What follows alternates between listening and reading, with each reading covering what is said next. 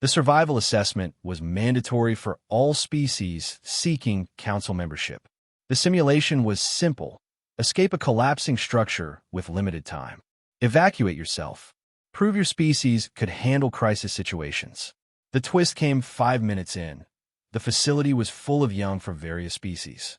Simulated, of course, but realistic enough to trigger biological responses. The test wasn't really about escape. It was about decision-making under pressure.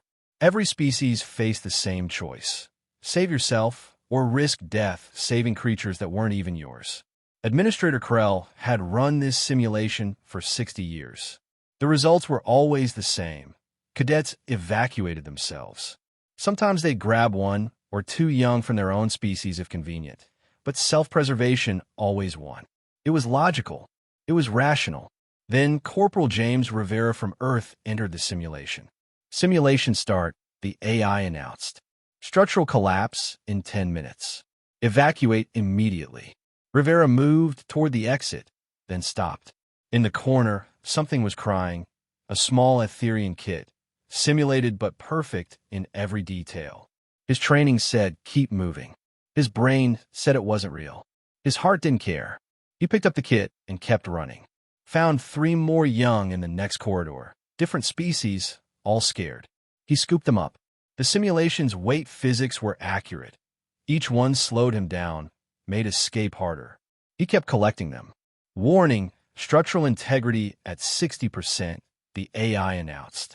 Evacuate immediately. Rivera kicked open a door and found a nursery. 43 young from a dozen species, all crying, all scared, all simulated, all not his problem. He started loading them into his arms, onto his shoulders, into a cargo net he'd improvised from debris. Cadet, your survival probability has dropped to 4%, the AI warned. Rivera didn't respond. He was too busy doing math, weight distribution, exit routes, time remaining. He couldn't carry all 47. Physics wouldn't allow it. So he made 3 trips. Administrator Krell watched in disbelief as Rivera ran into a collapsing building, twice, to grab more simulated young.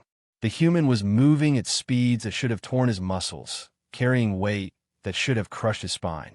Override the simulation, Krell ordered. He's going to hurt himself.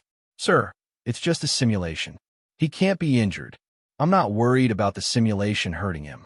I'm worried about what he's doing to his actual body. Rivera's vital signs were critical. Heart rate at 190, oxygen debt building, stress hormones flooding his system. Every indicator screamed that he should stop. He didn't stop.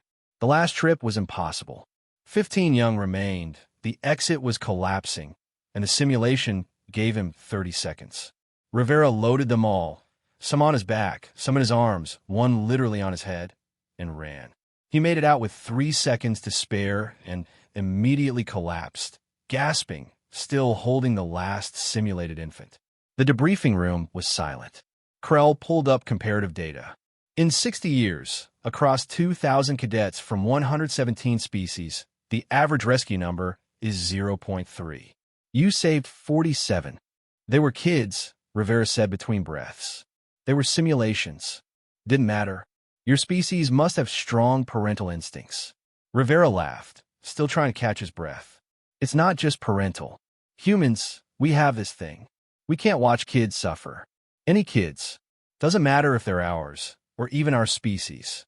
We've got records of humans dying to save animals, robots, even fictional characters they knew weren't real. That's illogical. Yeah, Rivera sat up, finally breathing normally. But we survive on a death world by forming tribes, by protecting the vulnerable, by deciding that some things matter more than personal survival. You can call it logical. We call it humanity. Krell looked at the simulation data again. Rivera had sustained what should have been crippling injuries, torn muscles, stress fractures, complete exhaustion, all to save creatures that didn't exist. I'm passing you, Krell said quietly. Not because you escaped, because you proved something more important. What's that? That your species has already evolved past survival. Krell paused. You're ready for civilization because you've learned that some things are worth dying for, even in a simulation. even when no one would have blamed you for walking away. Rivera Nadif. On Earth, we have a saying, not on my watch.